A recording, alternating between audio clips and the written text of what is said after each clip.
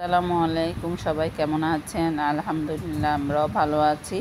তো আজকে ব্লগটা সকাল সকাল ব্লগটা স্টার্ট করলাম। আশা করি আমার আজকের এই ব্লগটা আপনাদের কাছে ভালো লাগবে। ভালো লাগলে অবশ্যই লাইক, কমেন্ট অ্যান্ড শেয়ার করতে ভুলবেন না। ওই তো আজকে অনেক কাজ, ব্যস্তময় একটা দিন পার করছি। এটা এডিটটা পরে দিয়েছিলাম, আমি এডিট পরে করেছিলাম, ভয়েস ওভারটা পরে দিয়েছিলাম। তো এখানে দেখতে পাচ্ছেন আপনারা, আমি আজকে পেঁয়াজু বানাবো, ছোলা রান্না করব। অনেকে ছোলা বলে, অনেকে বলে চনা বুট, যে যেটাই বলুক না কেন, আমরা চনা বুটে বলে চনা বুটটা আমি এক চুলে সিদ্ধ বসিয়ে দিব। আরেক পাশে আমি এখনও কিন্তু নাস্তাও বানাই নাই, আমি এখন এগুলো ব্লেন্ড করে নিব। এখানে ডাল বসিয়ে দিয়েছি, কিন্তু আমি পরোটার ফ্রাই করে রেখে দিয়েছিলাম প্রায় 1 ঘন্টা পরে। এটা এখন আমি ভেজে নিচ্ছি, সকালে নাস্তার চা পরোটা। তো এখানে আমি পরোটাগুলো সুন্দর করে ভেজে নিব এক এক করে। পরোটাগুলো ভাজা হওয়ার পরে আমরা কিন্তু চা নাস্তা পর্বটা সেরে নিব। আজকে চিংড়ি মাছ বাছতে হবে, অনেক কাজ জমে আছে। সবগুলো কাজ এক এক করে শেষ করব। তো আপনারা দেখতে পাচ্ছেন কত সুন্দর পরোটাটা ফুলেছে।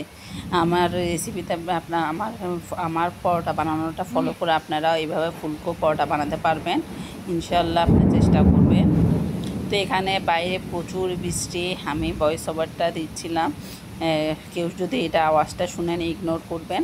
তো এখানে আমি বরবটি ভাজি, এখানে আমি প্রায় 1 কেজি চিংড়ি মাছ ছিল, এটা বেছে নিয়েছিলাম, বেছে ধুয়ে নিয়েছি। এটা আমি ফ্রোজেন করে রাখবো।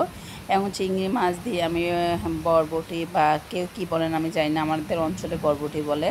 তো এখানে আমি পেঁয়াজ কুচি দিয়ে দিলাম, চিংড়ি মাছ দিয়ে আজকে বরবটি ভাজি করবে। এখানে রসুন একটু দিয়েছি, রসুন বাটা যেহেতু দিব, রসুন বাটা আদা বাটা দিব। একটু হালকা ভাজা হয়ে গেলে আমি চিংড়ি মাছ দিব, টমেটো অল্প পরিমাণে টমেটো দিব। তো আপনারা তো দেখেন আমার সব কিছুতে আমি টমেটোটা দিয়ে, এটা আমার পছন্দের একটা জিনিস, টমেটো সব কিছুর সাথে দিতে। ডালের সাথে আমি দিয়েছি, সেটাও আপনারা দেখেছেন। তো আজকে সিম্পল খাওয়া দাওয়া করব, যেহেতু আমার হাজব্যান্ডও রোজা রেখেছে। তো এখানে আমি বরবটিটা ভেজে নিচ্ছি। এখানে আমি কাঁচামরিচ দিয়ে দিয়েছি, চিংড়ি মাছ দিয়ে দিয়েছি। তো এই তো চিংড়ি মাছটা আমি সুন্দর করে আমি নিজের হাতে বেছে সুন্দর করে ধুয়ে এটা কিন্তু আমি নিয়েছি। আমি কোনো আমার হেল্পিং হ্যান্ডের হাতে আমি ধোয়াই না। আমি গত ভিডিওতে আমি বলেছি সব কিছু আমি নিজের হাতে করার চেষ্টা করি। তো এই তো আমার এটা হালকা ভাজা হয়ে গেলে এখানে রসুন বাটা দিয়ে দেবো 1 চা চামচ, আদা বাটা দিয়ে দেবো 1 চা চামচ পরিমাণ, লবণ দিয়ে দিব পরিমাণ মতন। তো তো আপনারা তো সবাই জানেন কিভাবে ভাজি করতে হয়, সেটা নাই বললাম। অনেকে আছে রান্না করে চিংড়ি মাছ দিয়ে, অনেকে কিন্তু মাছ দিয়ে রান্না করে, কিন্তু আমার হাজব্যান্ডরা চিংড়ি মাছের তরকারি, মাছ দিয়ে তরকারি রান্না করে, সেটা চিটাগাং ডিস্ট্রিক্টের মধ্যে সেটা হয়। বাইরের ডিস্ট্রিক্টের মধ্যে কিন্তু আপনার মাছ দিয়ে সবজি দিয়ে রান্না করে, কিন্তু চিটাগাংয়ের মধ্যে আমি যতজন মানুষ দেখেছি ওরা মাছ দিয়ে সবজি দিয়ে রান্না করতে চায় না, বলে সবজি বলে কাটা হয়ে যায়। তো এখন যেহেতু আমি চিটাগাংয়ের বউ, তো সেহেতু আমাকে সেভাবে রান্নাটা করতে হবে।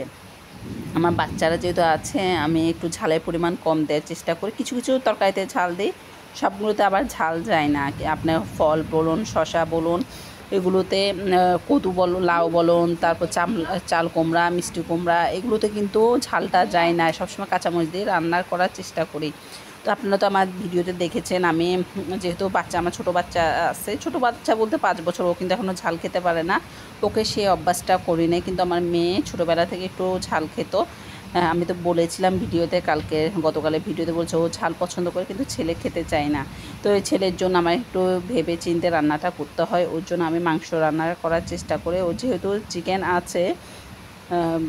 আছে ওর হয়ে যাবে 2 বেলা, ওই জন্য আমি আর চিকেনটা রান্না করলাম না, ছটপট করে আমি ডাল আর ভাজিটা করে নেব আর ডিম পোস্ট করে নেব কোনো রকম করে। এটা আজকে দুপুরে লাঞ্চে থাকবে। ওতে দেখতে পাচ্ছেন এখানে কিন্তু আমি নিজের হাতে সবগুলো প্রায় 1টা বেজে গেছে, এখনও কিন্তু আমার রান্না শেষ হয় নাই। কেননা চিংড়ি মাছ ভাজতে কিন্তু অনেক সময় লাগে, যেহেতু এখানে অনেক বেশি পরিমাণে আমি একটু চিংড়ি মাছ বেশি পরিমাণে আনি রাখলে এটা আপনার যে সবসময় তরকারিতে দেওয়া যায়। তো আমি চিংড়ি মাছটাও ফ্রোজেন করে রাখবো। ওইতে এখানে আমার প্রায় হয়ে এসেছে, আমি এটা এখানে ঢাকনা দিয়ে রেখে দিব। আজকে দুপুরে খাওয়া দাওয়া বরবটি ভাজি, ডাল আর ডিম পোস্ট আর মুরগি মাংস ছিল। তাহলে সবাই ভালো থাকবেন, সুস্থ থাকবেন, আমাদের জন্য দোয়া করবেন। আল্লাহ হাফেজ।